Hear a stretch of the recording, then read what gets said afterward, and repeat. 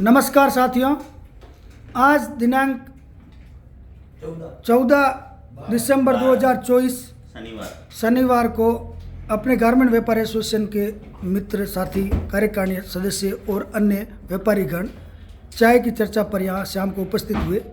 आज हमारे अधिवक्ता एडवोकेट साहब श्री इरशाद जी वोरा भी आज अच्छे दिन को उन्होंने श्री गणेश किया और यहाँ विराजे पे थे और कुछ लोगों ने आए अपनी समस्या रखी और उनको उचित परामर्श दिया गया। और कुछ बातें ये निकल के हमारे व्यापारियों की तरफ से मेरे पास आती है बार बार कि अपने संगठन के अंदर मजबूती नहीं है, संगठन का स्तर धीरे धीरे कमज़ोर हो रहा है और संगठन जो जिस उद्देश्य से खड़ा किया था उस उद्देश्य की तरफ नहीं बढ़ के धीरे धीरे कमज़ोर हो रहा है, एक मिशन की तरफ नहीं बढ़ रहा है। तो मैं ये सवाल कुछ अपने व्यापारियों से पूछना चाहूँ, भाई क्या कमज़ोरी है और उस कमज़ोरी को कैसे दूर किया जाए। तो सबसे पहले मैं चंद्र प्रकाश जी से सवाल करूंगा कि क्या कमजोरी है अपने संगठन की। जैसे कि हमारे भाई बंधु जो बोल रहे हैं कि जीवीएस कार्यकारिणी जो ठंडी पड़ गई है या सुस्त है, उनका बोलना भी जायज़ है, लेकिन बोलने के साथ उनको भी आगेवान होना पड़ेगा। जीवीएस कार्यकारिणी के कार्यकर्ता और सदस्य सब यदि सहमत होंगे तो ही कोई काम पड़ेगा। मेरे अकेले से या 4 जने से काम नहीं होगा। जब तक 25-50 आदमी कोई अपन इकट्ठे होकर कोई निर्णय लेंगे तो ही काम हो पाएगा। ठंडा नहीं पड़े हैं हम और ना पड़ेंगे, जोश तो जब बरकरार है हमारे में, इसमें कोई दो मत नहीं। लेकिन ये कहावत है जैसे मरे बिना स्वर्ग नहीं मिलता। यदि अपने को कोई चीज़ करना है या कोई स्थान पाना है तो उसके लिए भोग देना पड़ेगा। बिल्कुल बिल्कुल, ये बात आपकी बिल्कुल सही है। तो उसके लिए मेरे अकेले से या संपत भाई से या पिंटू भाई से या कैलाश भाई से, मुकेश भाई, प्रेम जी से कुछ नहीं होगा। जो भाईसन हमारे कार्यकर्ता या हमारे गारमेंट सदस्य जो ये बोल रहे हैं उनको भी आगेवान आना पड़ेगा, तभी काम होगा। हमारा तो काम है आगेवान होना और काम करना, लेकिन कुछ सुझाव वो भी हमारे को भी दे। हाँ, तो मैं संपत जी और पिंटू भाई से सवाल करना चाहूँगी कि पिछले 2.5 साल से इस संगठन का निर्माण किया गया और धीरे धीरे उत्तरोत्तर प्रगति कर रहा है और हमारे सदस्य संख्या भी बढ़ रही है। मगर शुरुआत के अंदर हमारे पास केसेस भी आ रहे थे और हम उसकी समाधान की ओर बढ़ रहे थे। हमने काफ़ी हद तक दुश्मनी मोल लेके किन एजेंटों के खिलाफ कार्रवाई भी की, बाइकआउट भी किया और हमारे पर्सनल स्वार्थ को हमने छोड़कर संगठन के लिए कार्य किया। तो हमारे व्यापार पे भी लोगों ने समझा असर आया, मगर मेरे व्यापार पे कोई असर नहीं आया और मेरा व्यापार तो हर प्रत्येक साल बढ़ा ही है, तो मुझे उससे कोई आपत्ति नहीं हुई।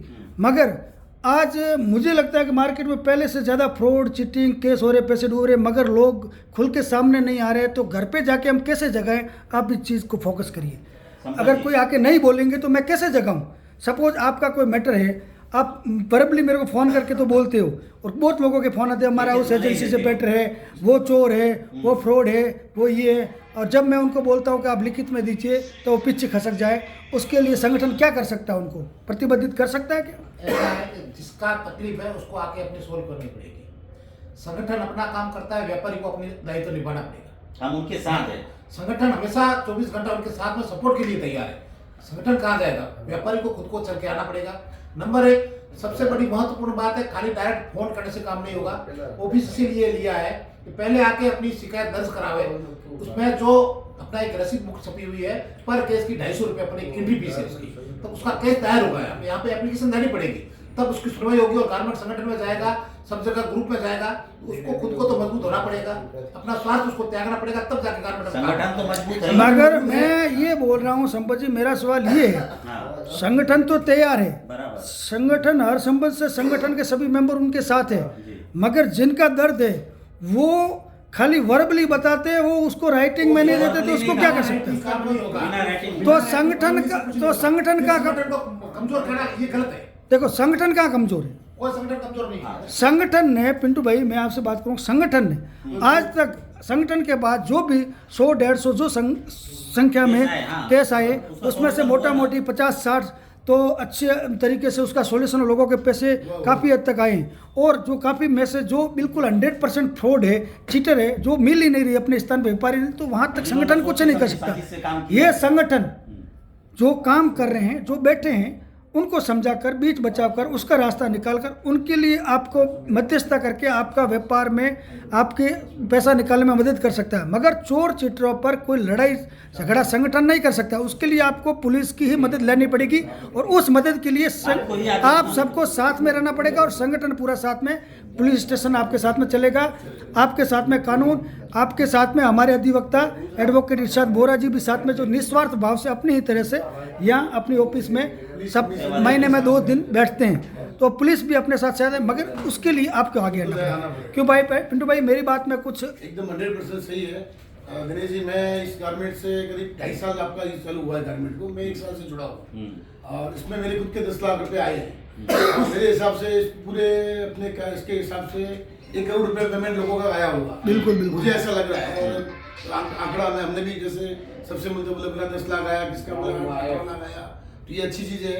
और प्रयास आप अपन लोगों ने सबने किया, आप लोगों ने किया, खासकर दिनेश जी ने किया।